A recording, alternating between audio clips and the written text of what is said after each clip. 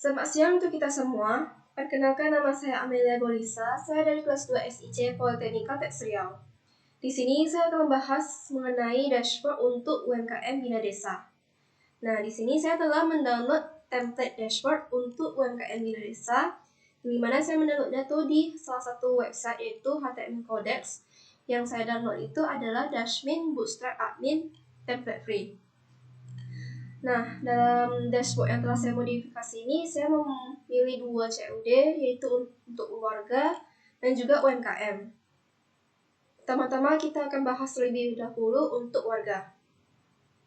Kita bahas terlebih dahulu database untuk warga. Di sini saya telah membuat migration untuk warga, di mana untuk membuat migrationnya ini kita hanya perlu menggunakan PHP artisan _2 artisan make migration create underscore warga tabel. Ini adalah struktur untuk membuat migration warga. Nah, di dalam migration warga di sini ada data-datanya, yaitu warga ID, no KTP, nama, jenis kelamin yang memiliki list yaitu laki-laki dan perempuan atau opsi laki-laki dan perempuan, agama, pekerjaan, telepon, dan email, yang dimana email ini merupakan tipe data yang unik. Dan juga ada timestamp. Lalu ada juga fungsi down, yang dimana fungsi down ini yaitu untuk drop warga. Selanjutnya ada juga warga untuk modelnya, model warga, di mana dalam model warga ini ada protected table untuk warga, protected primary key yaitu warga ID, dan protected fillable data yaitu no KTP, nama, jenis kelamin, agama, pekerjaan, telepon, dan email, di mana data-data ini merupakan data yang perlu diisi oleh pengguna. Ada juga public function UMKM, di mana public function UMKM ini berisi pengembalian kelas UMKM yang berisi pemilik warga ID dan warga ID. Dan di sini juga ada relasi untuk Bina Desa, di mana nanti akan saya tampilkan. Tapi terlebih dahulu di dalam public function Bina Desa ini akan mengambil mode dari Bina Desa, yaitu pemilik warga dan warga ID-nya. Begitu juga untuk aksesor untuk menampilkan informasi lengkap, yaitu informasi lengkap elektronik dan alamat. Ada juga warga controller, di mana isi warga controller ini yaitu ada indeks, yaitu tampilan halaman utamanya, halaman tampilan. Lalu ada public create, itu adalah halaman untuk meng-create. Di sini ada public store untuk penyimpanan data-data, yang dimana jika data telah disimpan maka akan menampilkan data berhasil. Jika tidak, maka akan terjadinya pesan yang menampilkan terjadinya kesalahan. Lalu juga ada show yang akan menampilkan data warga. Lalu ada public edit, yaitu untuk mengubah suatu data. Begitu juga untuk public function yang juga merupakan fungsi untuk mengubah data, dan juga ada fungsi destroy, yaitu fungsi untuk menghapus data. Kembali lagi ke bagian dashboard, kita ke data warga.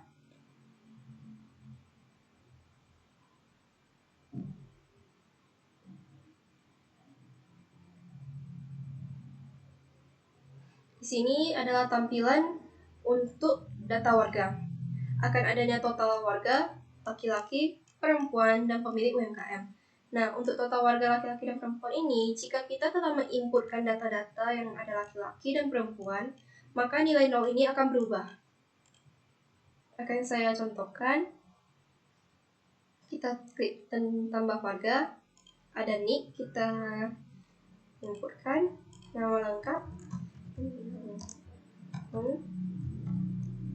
dengan jenis kelamin perempuan, agama Buddha. Untuk jenis kelamin dan agama saya menggunakan sistem drop down, dan untuk pekerjaan.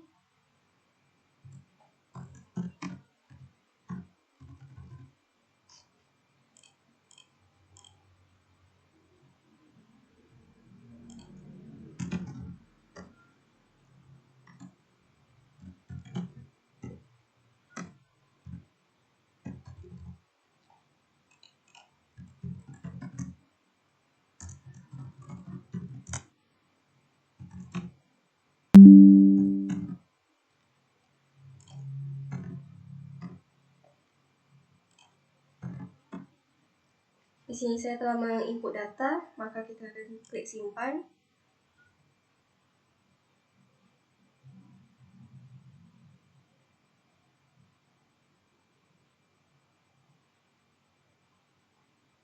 Di sini dapat kita lihat data perempuan bertambah jadi 1 dikarenakan saya telah menginput data namanya Hong yang berjenis kelamin yaitu perempuan. Maka data perempuan akan bertambah 1. Begitu juga jika kita menginput data laki-laki, maka data laki-laki akan bertambah. Begitu juga untuk total warga akan bertambah juga.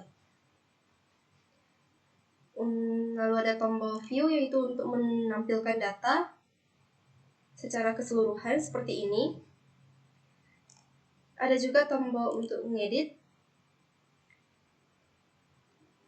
yang bertujuan untuk mengubah suatu data. Ada tombol batal yaitu untuk membatalkan pengeditan, dan ada tombol update untuk mengupdate data. Lalu apa terjadi jika kita tidak menginputnya secara lengkap?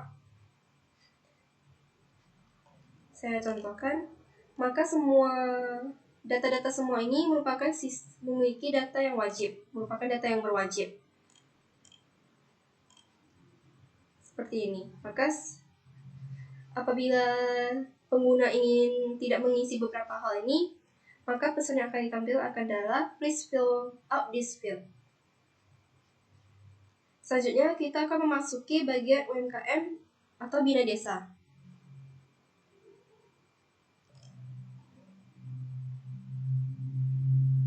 Selanjutnya kita akan memasuki bagian UMKM atau Bina Desa, di mana dalam migration UMKM ini terdapat UMKM ID, nama usaha, pemilik warga ID, alamat, RT RW, kategori, kontak, dan deskripsi.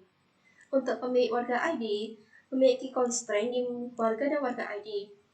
Constraint ini berfungsi untuk mengambil nama dan ID warga yang ada pada data warga agar dapat diakses di bagian pemilik untuk UMKM Bina Desa nanti.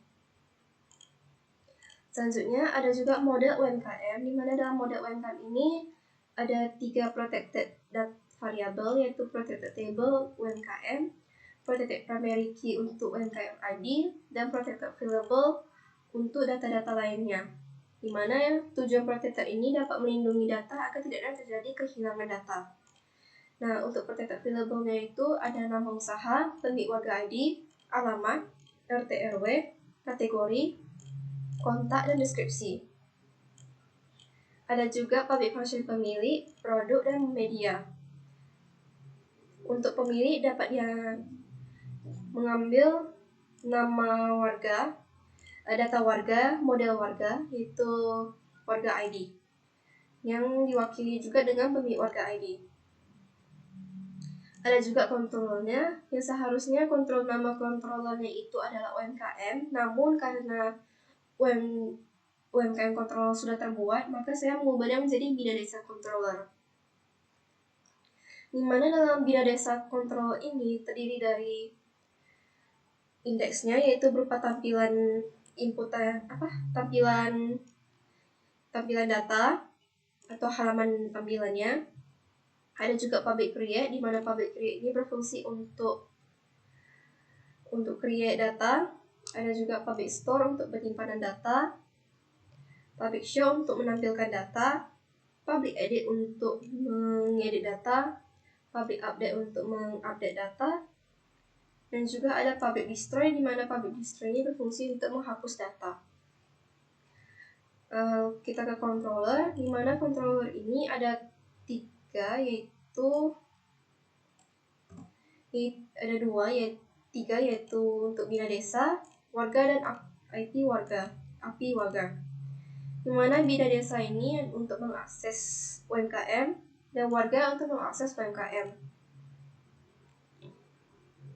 Lalu kita ke bagian halaman dashboard UMKM atau Bina Desa. Di sini untuk UMKM memiliki fungsi yang sama dengan data warga yang di atas ini, yaitu total UMKM, usaha aktif, dan usaha baru. Di mana jika kita telah membuat data, maka total UMKM, usaha aktif, dan usaha baru akan bertambah menjadi 1. Untuk kategori terbanyak, jika kita telah memasukkan data dengan kategori misalkan adalah makanan minuman, maka dalam kategori terbanyak akan memasukkan kategori yang memasukkan kategori yang lebih banyak.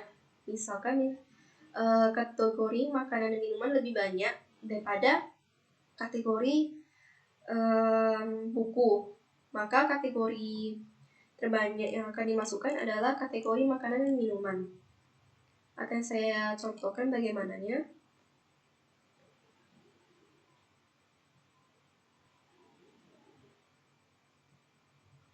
Di sini akan ada data nama usaha. Untuk nama usaha saya masukkan ke Dekopi Family dengan nama pemilik warga, pemiliknya itu adalah Nyangkong. Untuk dapat mengakses ini saya ada di dalam database, di mana database-nya itu constraint warga dan warga ID agar dapat saling berhubungan. Dan juga untuk warga juga ada di bagian model sepertinya. Seperti ini, yaitu di sini agar berrelasi dengan UMKM Bina Desa. Ini ada keduplikat di sini agar dapat mengakses pemilik warga dan warga ID-nya. Coba saya refresh terlebih dahulu agar tidak terjadi error.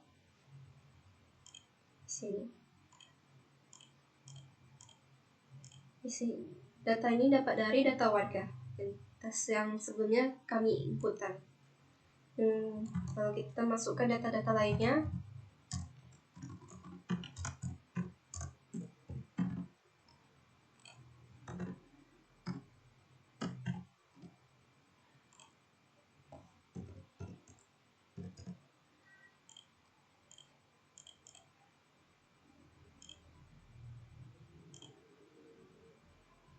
untuk data gambar masih menggunakan gambar random, belum gambar yang pasti dikarenakan belum ada tabel untuk data untuk bagian image.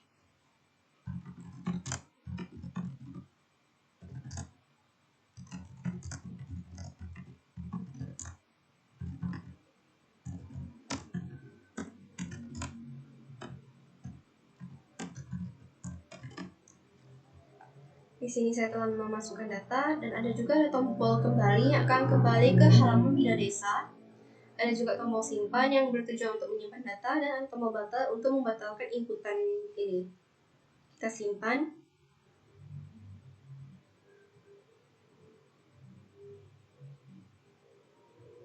Maka data tersebut akan disimpan di sini. Dan data yang telah kita inputkan akan mempengaruhi total UMKM, usaha aktif, kategori terbanyak, dan usaha baru. Di mana total UMKM yang tadinya 0 bertambah menjadi 1, usaha aktif yang tadinya 0 juga bertambah 1, usaha baru dan bertambah 1. Untuk kategori terbanyak masih makanan dan minuman karena masih 1 data yang diinputkan. Ada fungsi view, yang dimana fungsi view, tombol view ini untuk menampilkan data UMKM secara lengkap. Lalu ada tombol edit yang bertujuan untuk mengedit data.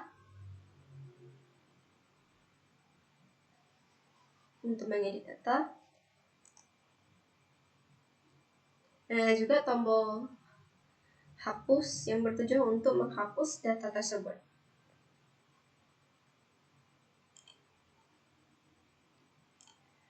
Nah, Setelah saya menjelaskan sedikit mengenai dashboard UMKM Bina Desa, tentunya akan ada sedikit modifikasi ataupun update yang ada pada file.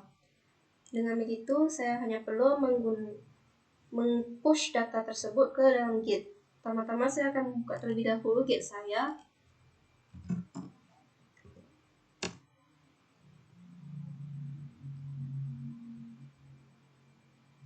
Untuk file Git saya itu yang guest min UMKM. Kembali lagi ke Visual Studio Code, kita ketik git add titik dan git commit min m dashboard, enter. Nah, selanjutnya kita hanya perlu git push.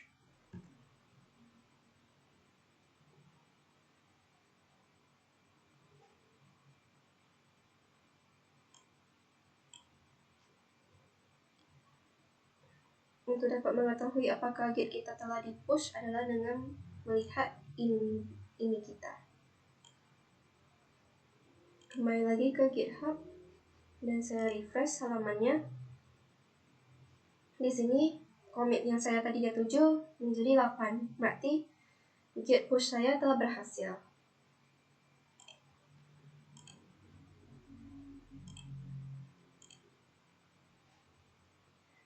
Sebelum itu saya akan menjelaskan sedikit bagian view Bina Desa dan Warga, di mana view Bina Desa ini kita hanya ada view Bina Desa, view edit Bina Desa,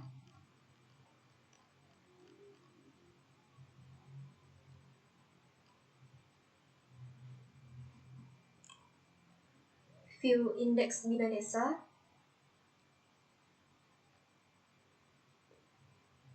di sini saya menggunakan extend admin dashboard, berarti kita mengakses halaman adminnya itu menggunakan extend. Ada juga view show Bina Desa.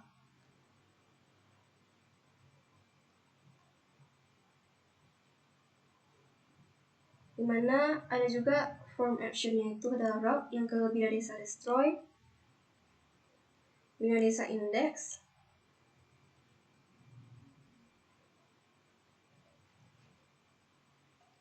dan yang tombol lainnya ada juga di dalam banyak file untuk Bina Desa.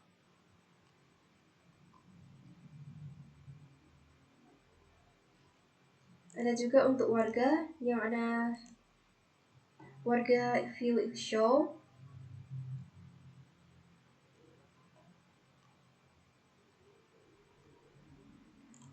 warga index,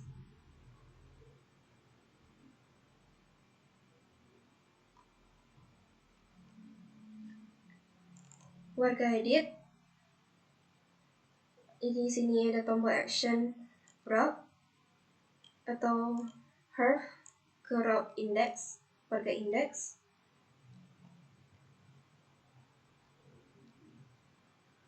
Di sini untuk opsi agama, di sini untuk opsi jenis kelamin dengan value-nya L dan P.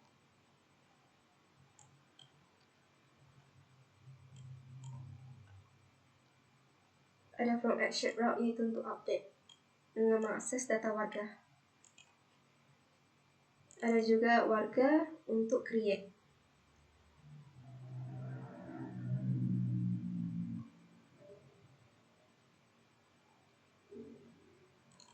Di sini adalah codingan untuk halaman adminnya, halaman awal adminnya.